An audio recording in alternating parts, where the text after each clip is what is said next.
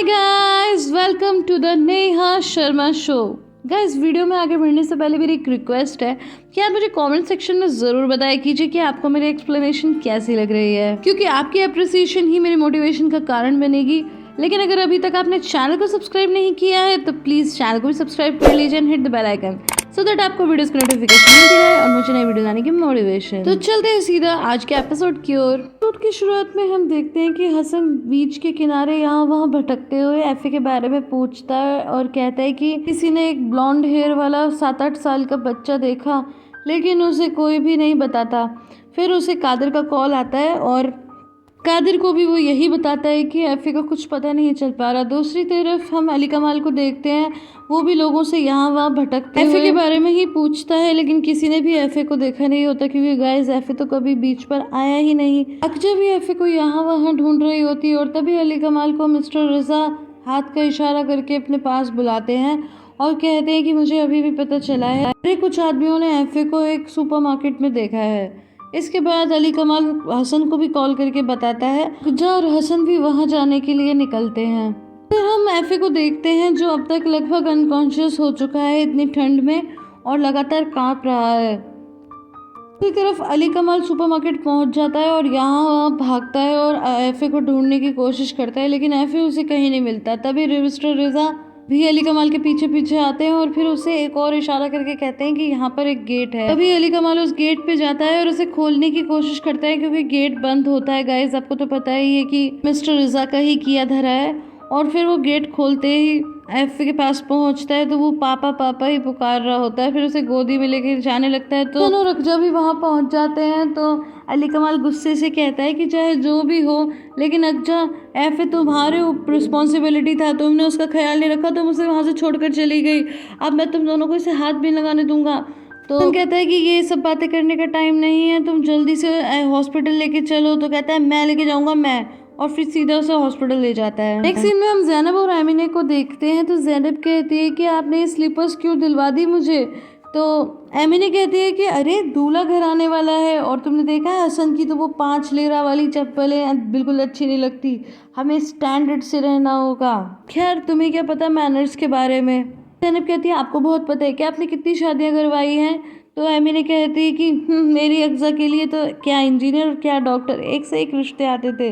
इतने में अमीनी के पास शाहीन का कॉल आता है और वो कहता है कि आप कैसी हो, मैं शाम को आने वाला हूँ, अगर आपको किसी चीज़ की ज़रूरत है तो बताओ क्या लाऊं, और हाँ ज़ैनब के लिए क्या गिफ्ट लेके आऊँ। तो एमिने कहती है कि इसकी क्या ज़रूरत थी, लेकिन अगर आप फिर भी घर के लिए सामान लाना चाहते हैं तो मैं लिस्ट भेज दूंगी। दूसरी तरफ हम मिस्टर शाहीन को गाड़ी में एक आदमी के साथ देखते हैं जो उन्हें एक सूटकेस में काफ़ी सारा कैश देता है और कहता है कि इस बार मुझे डर लग रहा है कि कहीं कोई गड़बड़ ना हो जाए।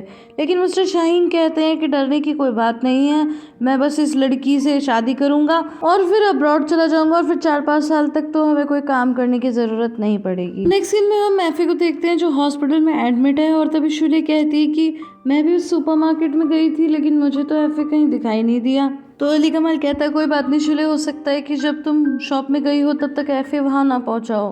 फिर हसन कहता है कि भाभी अब तो कॉस्मेटिक में लग गई होंगी ना, इसलिए आपको दिखा नहीं। शुले कहती है कि तुम्हारा क्या मतलब, और अक्जा भी उसे देखने लगती है। तो हसन कहता है क्या हुआ, मैं कुछ गलत कह रहा हूँ क्या।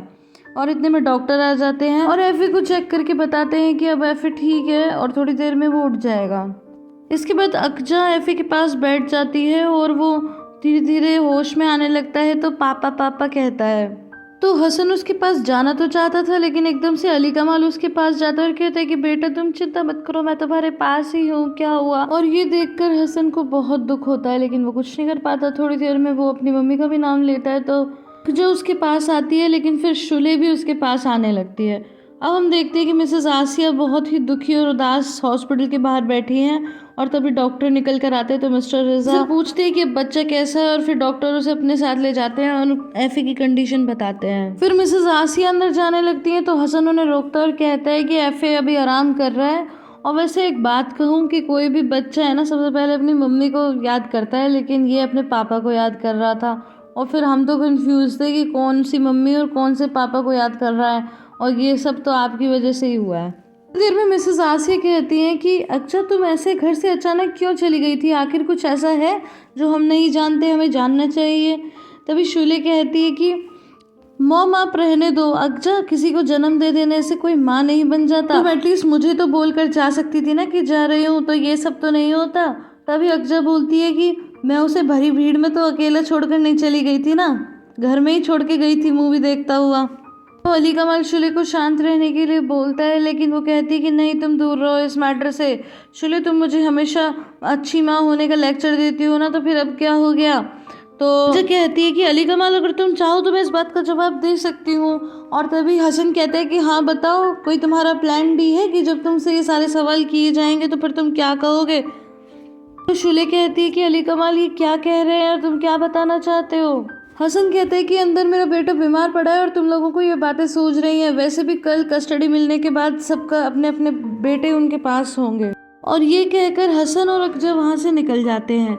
इसके बाद अक्जा कहती है कि वैसे शुले कुछ गलत भी नहीं कह रही।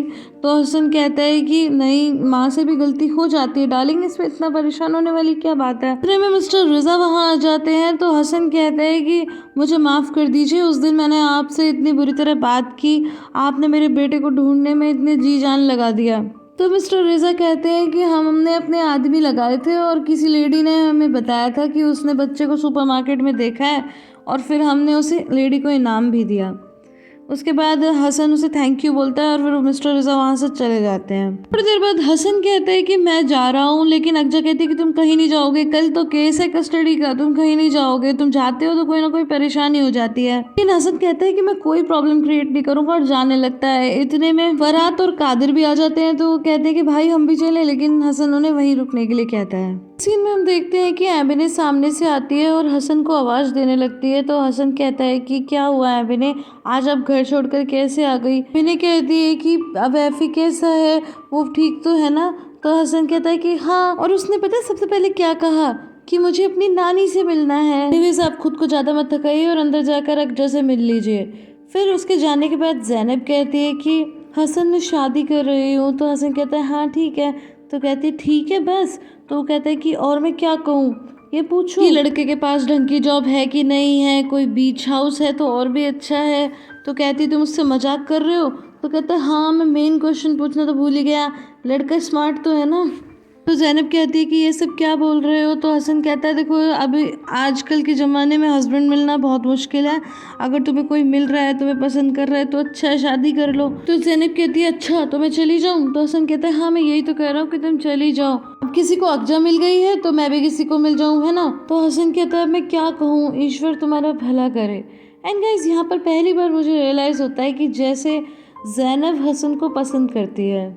एक सीन में हम एमिने और ज़ैनब को हॉस्पिटल के अंदर आते हुए देखते हैं। तो एमिने आते ही अक्जा से कहती है कि तुम अब कैसी हो बेटा, और फिर मिसेस आसी से भी कहती है कि अरे आप कैसी हो, जब मैंने सुना तो मेरे घुटने ही ब्लॉक हो गए, मैं तो उठ भी नहीं पा रही थी। मिसेस आसिया कहती हैं कि नहीं अब तो सब ठीक है। फिर देखते हैं कि बीच बीच में एमिने मिस्टर रिजा को देखती रहती हैं और फिर मिसेस आसिया से कहती हैं कि ये जेंटलमैन कौन है, ये आपके रिलेटिव है।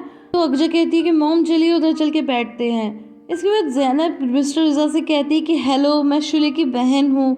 तो वो कहते हैं कि वेलकम, मैं अली कमाल का पिता हूँ। तो ज़ैनब मिसेस आसिया की तरफ टॉन्ट में देखते हुए कहती है ऑल द बेस्ट। इसके बाद एमिने अक्जा से कहती है कि क्या ये वास्तव में अली कमाल के पिता रिजा हैं। तो अक्जा कहती है कि हाँ ये वही किलर रिजा हैं। तो वो कहती है कि क्या इनकी शक्ल पे देखो कितनी रौनक है, ये ऐसा कुछ नहीं कर सकते, हम क्या उस बुजुर्ग रमाजान की बातों पर ही अटके पड़े हैं। तो फिर एमिने पूछती है कि क्या मिस्टर रिजा का मिसेस आसिया से डिवोर्स हो गया।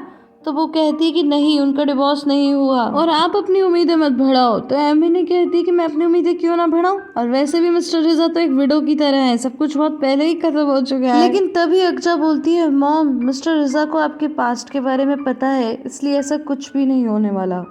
ये सुनते ही एमिने का चेहरा उतर जाता है और वो तुरंत ही वहाँ से चली जाती है। जब इस बात को रियलाइज कर लेती है और वो उन्हें मनाने के लिए उनके पीछे पीछे जाती है। तो अक्जा कहती है कि मॉम प्लीज रुक जाइए, मैं ये सब नहीं बोलना चाहती थी, मेरे मुंह से निकल गया।